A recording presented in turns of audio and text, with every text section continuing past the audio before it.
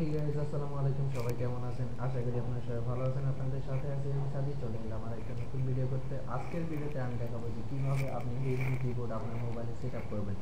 তো এই জিনিসটা যদি অনেকের কাছে কোনো বিষয় না, কিন্তু অনেকে আবার পারে না। তো যারা পারে না তাদের জন্য আজকের এই ভিডিওটা। তো এই রেডমি কিবোর্ডে আসলে বিশেষ বিশেষ সুবিধা হলো সেটা হলো যে আপনার কম্পিউটারের কিবোর্ড যে সিস্টেমে থাকে সেম এই সিস্টেমে থাকে, আর এই কিবোর্ডটা প্রচুর ফাস্ট। তো আমার জানা মতে আমার কাছে সবচেয়ে বেস্ট যদি কিবোর্ড থাকে সেটা হলো রেডমি কিবোর্ড। তো ভিউয়ার্স, আমরা মূল ভিডিওতে চলে যাচ্ছি। আর মূল ভিডিওতে যাওয়ার আগে আপনার কাছে একটা অনুরোধ, সেটা হলো যদি আপনি আমার চ্যানেল নতুন হয়ে থাকেন তাহলে please hit the subscribe button and press the bell icon. আর অলরেডি যদি সাবস্ক্রাইবার হয়ে থাকেন, থ্যাংক ইউ সো মাচ।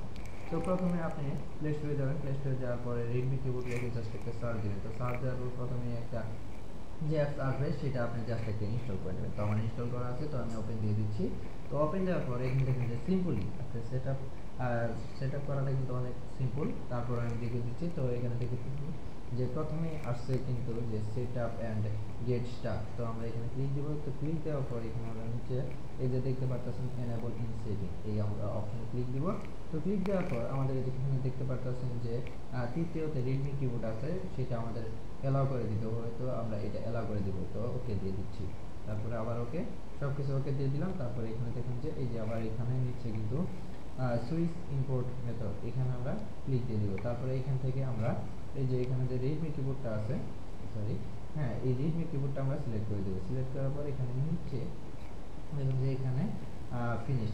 আর যদি আরও কিছু ধরেন যে সেটিংস করতে চান, সেক্ষেত্রে যে চুজ কিবোর্ড সেটিং এখানে চেঞ্জ করতে পারবেন।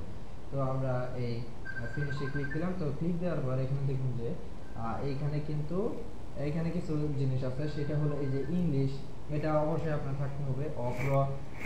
অব্র, তারপরে প্রভাত, তারপর জাতীয়, এগুলো 4 ভাষায় আপনি কিন্তু এখানে সেট আপ করতে পারবেন। তবে এখানে আমি আপনাকে সাজেস্ট করব যে এই যে প্রভাত আর অব্র, এই অব্র দিয়ে আপনি ধরেন যে ইংলিশের মাধ্যমে আপনি বাংলা করতে পারেন। আর প্রভাতের কিবোর্ডটা হলো আপনি কম্পিউটারের যে কিবোর্ডগুলো থাকে সেই কিবোর্ডের সাথে সেম টু সেম আপনি বাংলা লিখতে পারবেন। তো জাতীয়টা আমি সাজেস্ট করি না, কারণ জাতীয়টা আমার কাছে তোমার পার্সোনালি ভালো লাগে না। তবে আপনি চাইলে কিন্তু ইউজ করতে পারেন।